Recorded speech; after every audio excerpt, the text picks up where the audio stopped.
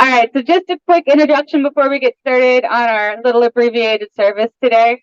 So we are the Unitarian Universalist Church of Oak Cliff, and we were lucky enough to be allowed to do this today. So thank you all for coming. I'm not normally up here doing the church introductions today, but we are so glad that you are here, and in the spirit of love, in the spirit of life, and in honor of the earth, thank you for coming to Earth Day today.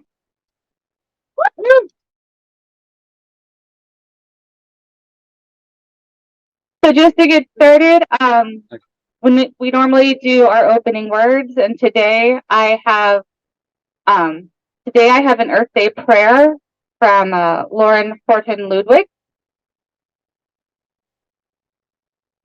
Spirit of life, spirit of earth, spirit of all that breathes and all that is, we love you. We love this planet and its people and its beings. We love this interdependent web of all existence of which we are part. We love it and we want it to be well and blessed and healthy. But we are human, and as a people, our hearts are still small.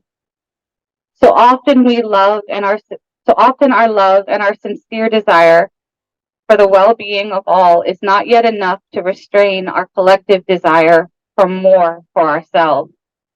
More money, more power, more things. And often we act in the service of that desire instead of more in the ways that help our fellow human beings and the countless beings with whom we share this earth. And ever so often, even when we would do otherwise, we feel powerless. Problems are so big, the scale so enormous. What can one person or one small group really do? But today, let our prayer be for hope and commitment to stay in the struggle, to do what is right as best that we can every day, and to love you, and to love you, spirit of the earth and the ocean and the stars and the stones, beings of every kind, not least our human neighbors, to love this glorious whole as we love ourselves. For we are you, and you are us. Blessed be. So I'll start. Join in when you like. We'll do about maybe 6 rounds of it. Earth my body, water my blood, air my breath, and fire my spirit. Earth my body, water my blood, air my breath, and fire my spirit. Earth my body, water my blood, air my breath, and fire my spirit. Earth my body, water my blood, air my breath, and fire my spirit. Earth my body, water my blood, air my breath, and fire my spirit. Earth my body, water my blood, air my breath, and fire my spirit. Thank you, beautiful people today. Woo! So again, good morning, everyone, and thank you for coming out on this beautiful, beautiful day. Luckily, the weather is holding out on us, and it's not yesterday, because that would have been awkward. Not that we don't need the rain. My apologies, my sermon's going everywhere. So again, I'm Sarah, and again, I'm a member of the Unitarian Universalist Church of Oak Cliff. And if you're not familiar with us, Unitarian Universalism is a non-denominational church, which means that none of us have a specific set of religious beliefs that our members prescribe to. Rather, we feel it is more important to support every individual on their personal spiritual path, because everyone is just a little bit different with different needs and needs to go at a different pace. So we have members who are Christian, who are Buddhist, or even pagan. Unitarian Universalists or UUs, we can be Hindu, Jewish, Muslim, agnostic, even atheist. And there's a bit of a joke that goes around every now and then that as UUs, we can believe whatever we want.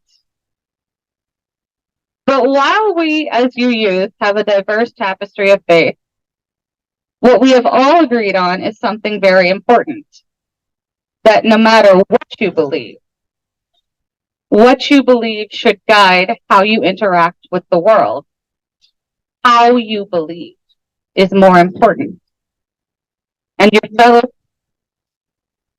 how you treat the earth, your fellow human being, and nature. That is what really defines the UU.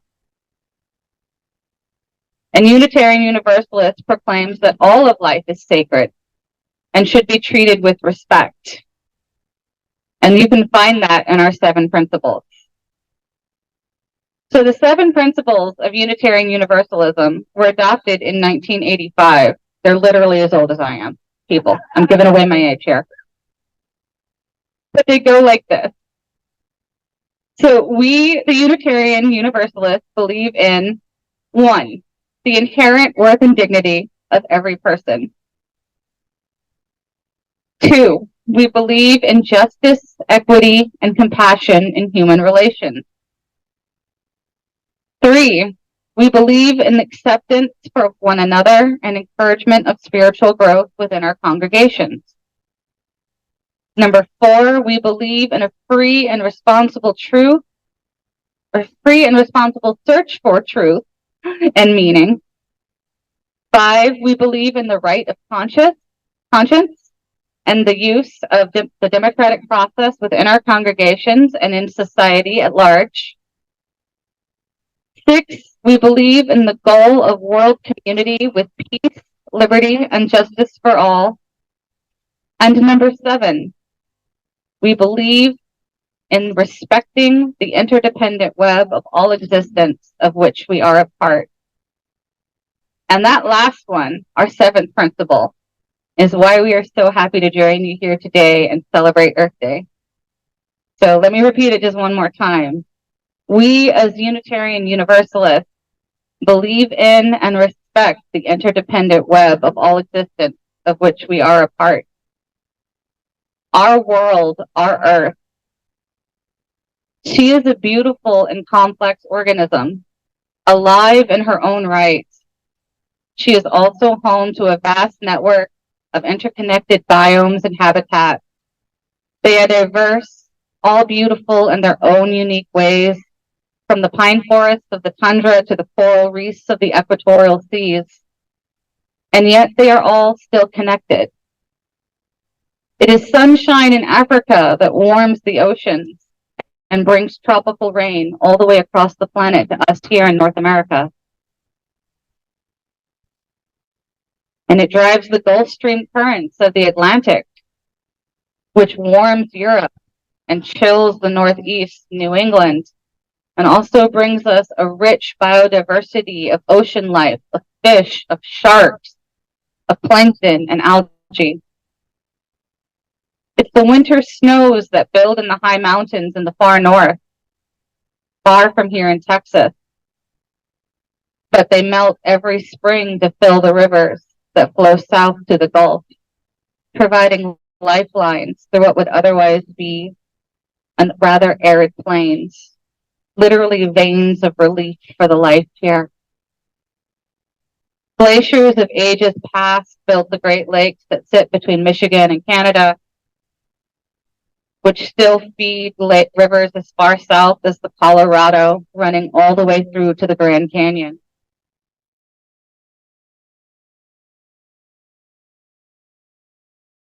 Throughout time and throughout the continents, our beautiful blue planet is of grand bloom, weaving life wherever you look. No matter where you are, the earth is an interconnected web. And just like a loom, pulling one thread always pulls on another. This wins. Humans like to forget this interconnectedness. Or maybe we don't like to forget it, but we do all the same all too often. Our modern way of living, especially, disconnects us from the natural rhythms of the world. We rise to alarm clocks instead of the sun, work to the ticking of an artificial schedule instead of the cycles of the seasons. We live surrounded by concrete and steel, with parks like this being a treasured commodity that have to be carefully planned and maintained. For decades, for centuries really, we've had the bad habit of treating Earth as a commodity to be exploited and consumed and shaped to our liking, instead of the wild and complex treasure she is. But to live on this planet, to live on Earth, to be granted life on her verdant blossom, this gleaming jewel of life in a sea of stars, it's not a right, and it's not even a privilege. It is instead a duty. To live on Earth with Mother Earth is a sacred responsibility that we have been blessed with. Because yes, duty and responsibility are indeed also blessings. And we are blessed to be responsible and dutiful and respectful for the life we are part of. Because while we have the right to live our lives as we choose, we have a responsibility to that life to live in a way that allows the rest of it to thrive just as we would thrive. And there's so much to be done just here in DFW alone. We've got environmental issues like corporations sucking water from aquifers faster than rain and snow melt can replenish it. Poor water management right here in Texas has left many wells and waterways dry or worse, at high risk of salination, making the land inarable and the water unpotable, becoming toxic to humans, plants, and animals alike. Heavy industries here in our city still pour out gas emissions in marginalized communities. Combined with our immense traffic flow, Dallas is ranked 18th on the list of most polluted cities in the country just for ozone alone. We're actually ranked 4th in overall pollution on several world lists, and it leaves many humans at risk for the cardiovascular and lung disease. And that's just the people. It's not the animals suffering. It doesn't include the animals that are suffering as well. We still have Shingle Mountain leaking pollutants into the ground. We still have trash overflowing in the Trinity River. We had trash in the fountain this morning that we had to clean up. And there are so many environmental issues to tackle right here in our own home. It can be easy to be overwhelmed, but we have a duty not to. We have a duty to persevere. Our 7th principle, our respect for the interdependent web of life, calls on us to dig deeper. In reflecting on this principle, the Reverend Forrest Gilmore offered this. Our 7th principle, respect for the interdependent web of existence, is a glorious statement. Yet we make a profound mistake when we limit it to merely an environmental idea. It is so much more. It is our response to the great dangers of both individualism and oppression. It is our solution to the seeming conflict between the individual and the group. Our 7th principle may be our Unitarian Universalist way of coming to fully embrace something greater than ourselves. The interdependent web, expressed as the spirit of life, the ground of all being, the oneness of all existence, the community forming power, the process of life, the creative force, even God, can help us develop that social understanding of ourselves that we and our culture so desperately need.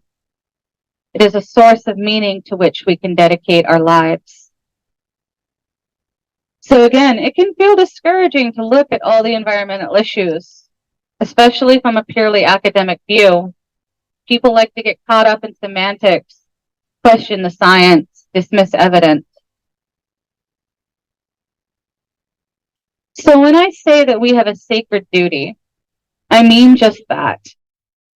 To care for the earth is a holy act. It's practical, yes. We don't have anywhere else to live. There's no planet B. But it is also still holy. It is a religious duty, a calling of faith. And whether or not you're you or believe in our 7 principles, we are here. I am here today because I have faith in all of you, my fellow human beings. And I believe you are here today as well because we have this 7th principle in common. That no matter your faith path, we believe we have a duty to the earth and a duty to care for her. That's why we're here today, right? To celebrate our planet and to do better for taking care of it. We're here for Earth Day to learn about all the different things that we can do to be just a little bit better, a little more conscientious in the way that we live, to show that we care, and to do the same for others and help others do the same for those around them. And as part of the interdependent web, and to not be discouraged, it's a good idea to remember that it's the little things that really make the difference. Trying to care for everything is a great way to get yourself burned out. Compassion fatigue is a real thing. And you cannot let yourself get bogged down with all of the issues all at once. You pick the little piece that you care about the most. You pick Shingle Mountain, advocating against it. You pick cleaning up the air quality here in DFW. You pick the litter pickup campaign. You pick the community gardens that, help us make South Dallas less of a food desert and to teach people where their food comes from and why the earth is so important to nurture. And it's those little things that are all interconnected. You pick up one, you're pulling at all the other threads. And it takes all of us picking our one little piece and caring for all of the web of existence. Because that's where it really matters. Caring. Real change happens because people care. And when enough people care to look at the issues and to make more than just financial and economic decisions, but to make choices with a deeper appreciation for the natural world and to care for our place in it. When we see the mountains for their majesty instead of just the mineral content. When we see the ocean as the cradle of life as it is, instead of just shipping lanes and fishing opportunities. When we value the forests not for timber, but for the bird song and the smell of petrichor after it rains. We get the national parks our country was and is still so famous for. We who have been blessed with the beauty of the earth, the gift of life, and the blessing of living here, we have a duty to care for that gift that we have been given, not just for ourselves, but for each other and all of life, both present and future. After all, we do not inherit the earth from our ancestors, but instead borrow it from our children. So I am happy that you are here, And I am so very grateful that you cared enough to show up today. May we walk this sacred life on our holy earth together with gratitude, with peace, and with determination. Thank you and blessed be. Our final chant is a healing chant. It can be used often after a funeral or if you're healing from something in your life. But today we can also apply it to the earth and our planet. So take your time, maybe think of life that you're healing from, and maybe think about how the earth is also healing from us as she goes through her change. So the words are, peace within me, kindness towards me. I am healing at my own pace. Take your time and join in. Peace within me, kindness towards me.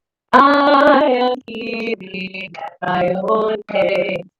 Peace within me, kindness towards me. I am healing at my own pace. Peace within me, kindness towards me. I am healing at my own pace. Peace within me, kindness towards me. I am healing at my own pace. Peace within me, kindness towards me. I am healing at my own pace. Peace within me, kindness towards me. I am healing at my own pace. Thank you, beautiful people. As you go, I leave you today with an elemental blessing from Stacy Elza. May your kindness abound like hydrogen, which fuels every star and is the most plentiful element in the universe. May your generosity refresh like oxygen, which burns in every candle, falls in every raindrop, and is exhaled in the great slow sigh of every forest. May your love endure like bismuth, which could radiate energy for 20 billion years and still only be half depleted, but whose iridescent crystals are safe enough to hold. And may your strength persist like carbon, which has enabled all life in our solar system as we know it, as we have known it or will ever know. From the platypus to dandelion, from the blue-green algae to blue whales, and from the katydids that cling to branches and chirrup through the night, to the kale that clings to life aboard the International Space Station and hurtles through the silent, endless night of outer space. Blessed be, and thank you so much for joining us today. I hope you enjoy Earth Day.